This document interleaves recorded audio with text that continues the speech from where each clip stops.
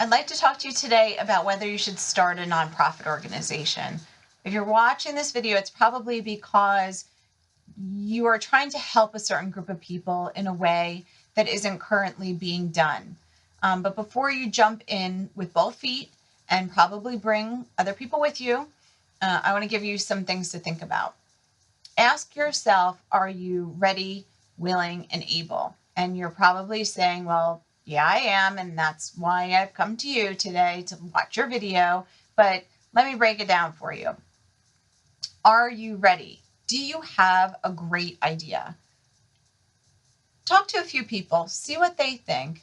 If they are in the same area as you are in terms of knowing the people who you want to help, let's just say it's sort of a rare disease in children. Maybe you're a parent of a child who has a rare disease. Ask some of the other parents.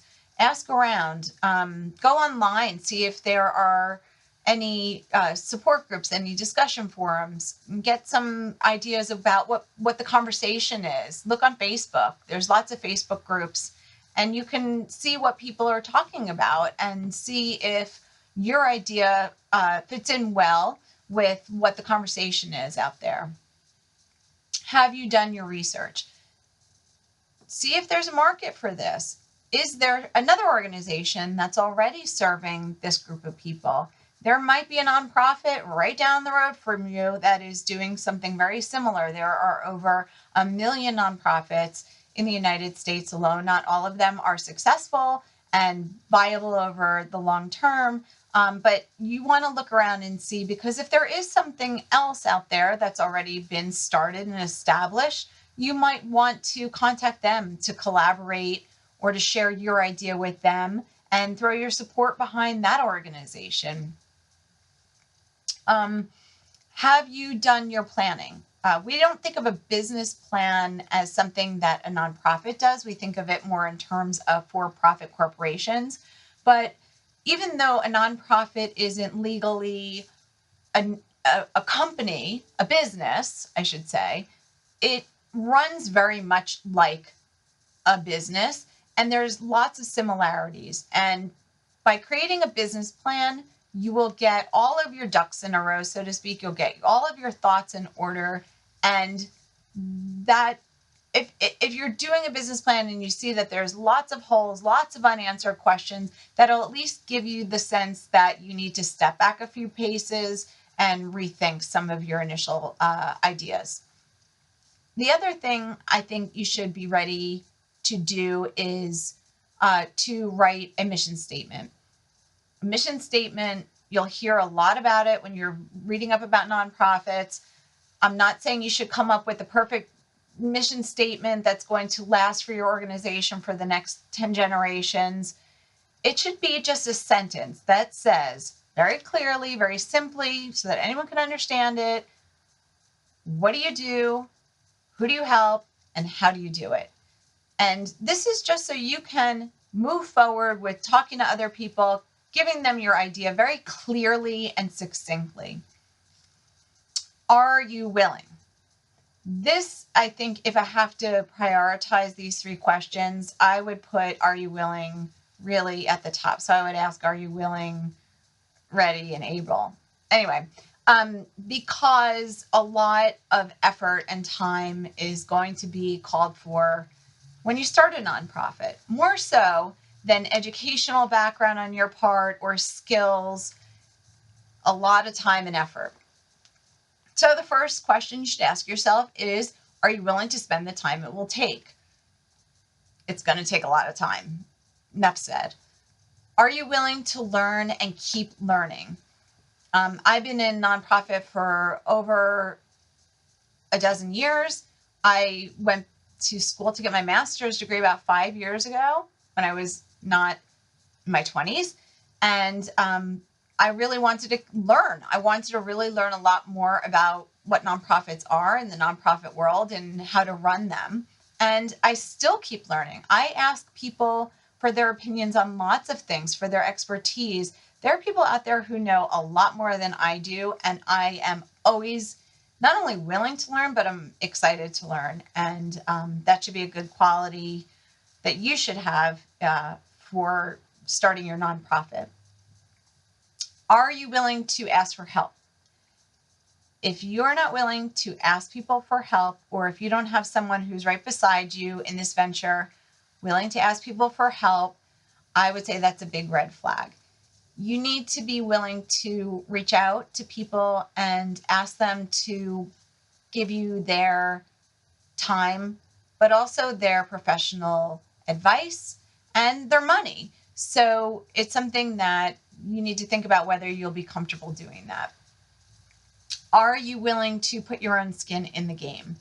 Almost all nonprofits, the people who work for the nonprofit, who volunteer for the nonprofit, especially, are financially involved with the organization. They give to the organization.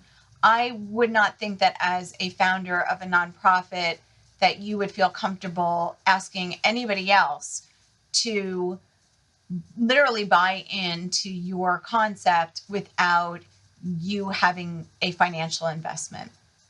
Doesn't mean you're having to, take a second mortgage on your home or sell one of your kids' kidneys, but you need to have some financial skin in the game. Are you willing to share the spotlight or remain in the shadows completely? Running a nonprofit is not about the glory and the prestige. There are some nonprofits that I'm sure are very fancy, and you would be mixing with the hoi polloi and at fancy events and wearing a ball gown. But for the most part, it's the job of the people that run the organization to make other people shine, to promote your volunteers, your board members, your donors, your committee members, and so forth. You're there to make other people look good, because one of the main reasons why someone supports an organization is because it makes them feel gratified. It makes them feel like they've done good work. And that's the way an organization helps them to feel like that. It's not for you to get your name on a building. I mean, maybe it is, but that's not what I'm talking about. Are you open to change? Change now, change later. Organizations have a natural course of life, and things are going to change. Things are going to change in the arena where your nonprofit is. They're going to change in the programs you might offer, the amount of money, your finances, the laws that govern your organization, your board's going to evolve. So change is an intrinsic part of any good nonprofit. So if you are willing to not only accept change, but to really embrace it, even better. Are you willing to sound like a broken record? Any good founder of a nonprofit is someone who will tell the story of why that organization means so much to them, and will talk to anyone and everyone on and on and on about their nonprofit. And you're going to probably make a lot of people tired of hearing you, but it really is a trait that you need to embrace if you want to get other people to buy into your vision. And lastly, are you willing to get dirty? Now, like I said, I've been in nonprofits for a very long time, and I started answering the phones and answering the door and getting the mail. And even to this day, I am a lot of the times one of the people who takes out the garbage or goes to the recycling center or goes to Staples or stuffs envelopes. And I don't feel like anything is ever beneath me to do, because if you are a huge part of your organization, as you should be as a founder, you should feel like every part of it is part of what you're involved in. Might not be all the time every day, but you should be willing to get dirty. So you're going to be, getting some paper cuts and lifting some boxes. Finally, are you able? I'm going to start with the big one, and I hope I'm not, killing anybody's illusions here, but are you able to keep your day job? Chances are when you start a nonprofit, you are not going to be drawing a salary, and you may never draw a salary. But you should think of a nonprofit. If you're getting into a nonprofit, you should be doing it for other reasons, basically. So if you're thinking of changing careers and you're thinking that, well, I'm going to start a nonprofit and that will be my salary and that's what I'm going to, raise my 10 kids on. That's that may or may not happen. I mean, if you're retired, if you're independently wealthy, I'm jealous. I'm neither of those. But in the absence of that, you're going to keep your day job, at least for probably a long, long time. Are you able to inspire others? Another trait, in addition to being persistent and sounding like a broken record, of good founders of nonprofits is that they inspire other people to engage with them and feel the passion for the purpose like they do. Founders are typically creative people. They are persistent. They don't take no for an answer quite frequently. They have the vision. They see what this organization is going to be in their mind. They can envision what this is going to be. And I would encourage you, if you do not have that vision, talk to other people. Maybe it'll sort of develop, but I think it's to your advantage to have a concept in mind. Again, like with the business plan, if you really don't have a vision of what this organization is going to look like, you just have that one kernel of an idea, I would encourage you to step back a little bit and do a little bit more soul searching before you go ahead and launch an organization. Do you have the ability to attract a tribe? Working for a nonprofit frequently means asking for help. It means asking for people to help, again, with their time, with their professional advice, and with their money. So it takes a lot of people. There might not be a big staff. It might just be you and maybe, one other part-time person, even at first. But it takes a lot of people to grow and run an organization.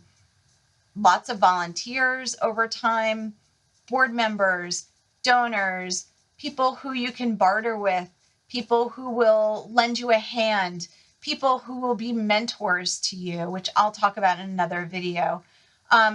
So if you're isolated and you don't have any thoughts about who you could ask, that would be a problem. I think look around, see who you know, who knows people. And I think chances are probably, if you've gotten this far, you could figure out how to draw your tribe. Do you have the ability to understand? Like I said before, people start nonprofits with very little understanding of what they are and how they're run and what the structure is. But you really should have some ability to understand basic financial concepts, the rules and the laws that govern nonprofits, and that kind of thing is easy to access online at the library and to read about. You could take classes, that kind of thing. But you should understand the purposes of a nonprofit organization and the responsibilities of a nonprofit organization. And the other thing I think that it would be important to be able to understand is funding sources. I'm going to do another video on that, but there's lots of different kinds of funding sources available for nonprofits. And they vary very widely depending on the purpose and the structure and the size and the age and all kinds of things of nonprofits. But you should have a basic understanding of that, or at least be able to learn about it and to understand it. And finally, you should be able to have focus. You should be able to have focus and a strategy. Oftentimes, nonprofits will fail in early stages because the person conceives an idea and it's too broad and it's not focused. And again, by creating that mission statement, by writing a business plan, that should enable you to have that focus. Strategy is another thing. And that might be something that will evolve over a short period of time, but I think you should have at least a clear vision in the short term of how you get from having your business plan, having your concept, to actually launching your nonprofit.